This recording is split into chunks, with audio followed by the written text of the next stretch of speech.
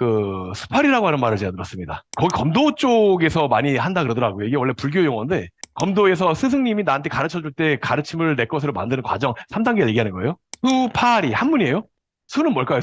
수비할 때 그 수입니다. 막는다, 지킨다는 겁니다. 그것을 뭘 지켜요? 내가 배웠으니까 배운 그걸 지키는 겁니다. 그대로 깨트리지 않고 정확하게 그것을 스승의 가르침을 하나의 흠집 없이 그대로 따라하고 반복해서 일단은 해보는 겁니다. 우리가 태권도를 해도 겨루기 하면 사람들이 뭐 이러고 막 때릴 때 딱 이렇게 때리는 거 아니잖아요. 막 이러다 막 때리잖아요. 근데 이거 왜 배워요? 그래야 어떤 자세에서든 이거에 준하게 동작이 나가니까 이걸 내 걸로 만들려고 일단은 이 품새를 익히는 거잖아요. 그런 것처럼 수파리의 수는 지킨다. 스승의 가르침을 지켜가지고 복붙한다. 그대로 내 것으로. 이게 수입니다, 수. 두 번째, 파.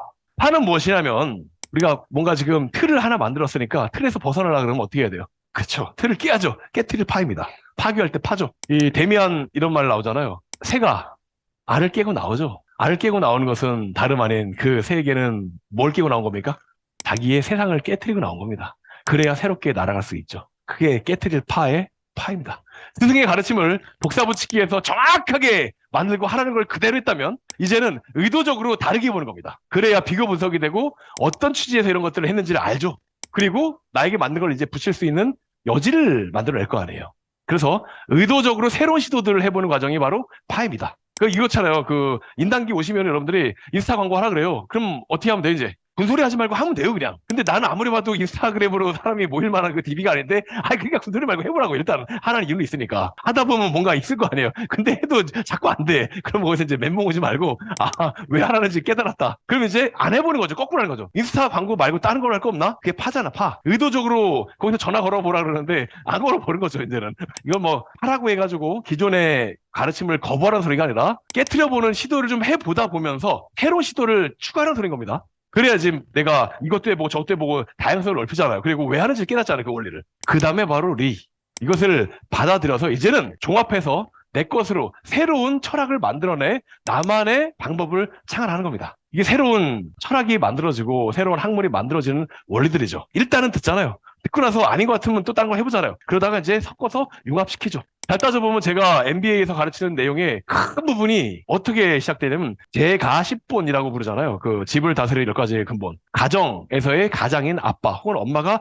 아이들을 어떻게 하면 자기 주도적으로 키울 수 있는가를 근간으로 만들어져 있는 게 MBA 수업이에요. 그러다 보니까 생뚱맞게 직원관리에서 육아에 관련된 얘기를 합니다. 근데 잘 따져보면 육아를 안 해본 저지만 육아에 관련된 그 빙기를 해가지고 잘 정말 아이들 다루듯이 직원들을 다뤄보면서 느껴지는 게 있겠죠. 이런 얘기를 왜 했는지를 일단 다 해보는 거예요. 똑같이. 그게 수죠. 저한테는. 육아에 관련된 교육을 받고 수. 근데 아이하고 직원하고 같아요? 엄밀히 따지면? 그럼 엄마 아빠가 아니잖아 진짜 그 사장이. 그러면 깨트려 볼 게 있죠. 새로운 시도를. 어떻게 다를 것인가. 파. 그러다 보니까 이건 이거고 저건 저거구나. 맞구나. 그리고 또 이제 또 다른 융합을 시킬 것이 있는가? 왜 요즘에 자율적인 어떤 이런 기업 문화, 실리콘밸리식의 이런 문화들. 그럼 실리콘밸리에서 어떤 것들을 가지고 하는지, 또 사람들은 어떤 실험, 통계, 연구 결과, 논문 이런 것들에서 어떤 행동을 하는지, 동기부여, 자기주도 이런 것들과 육아와 실리콘밸리 기업 문화와 싹 섞여지면서 다시 수파리가 되죠.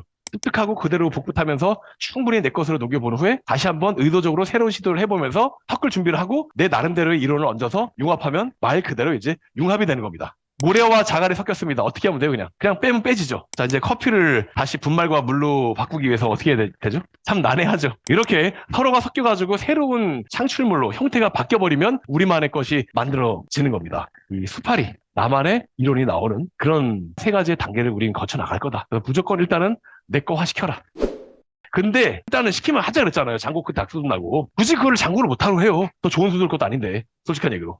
혼자 장고하면 뭐 할 거예요? 같이 협의해가지고 만들어졌는데 그게 뭐 그때는 뭐 갑자기 바보였어요. 내가 그 결론이 나온 게. 현실로 돌아오니까 생각지 못했던 여러 가지 애로사항과 걱정거리가 있으니까 자꾸 못하는 거잖아요. 그러면은 그걸 되게 만드는 게 핵심인 거지 이래서 안 되라고 해서 멈추는 게 핵심은 아니죠. 그래서 무조건 일단 해보고 그리고 나서나 최선을 다한 후에 그 다음에 나의 시도를 새로운 생각을 하자고요. 안 그러면 내 원칙, 행동 순서를 그렇게 잡지 않으면은 나도 모르게 그냥 처음부터 핑계부터 단단 말이에요. 이 파가 그거잖아요. 내 거 화시키기 위해서 이것저것 한번 시도를 해보는 건데 그게 결국은 내 하기 편한 거 위주로 하고 뭐 좀 꼼수를 부려보고 뭐 해보라고 하는데 조금 더 그냥 귀찮으니까 좀 다른 거 해보고 자꾸 그러면서 근본적으로 이것을 왜 배웠는지를 잊어가는 형태가 온단 말이에요. 자꾸 내 생각을 내세우면 그게 어려울 수밖에 없겠죠. 수파리. 일단은 무조건 내가 따른다. 그 다음에 시도한다. 새로운. 그리고 이제 나만의 방식을 개척하고 새롭게 또 뭐가 나오겠죠. 그럼 또 다시 수파리. 아시겠습니까? 스파리 할 수 있는 여러분들이 되시기 바랍니다.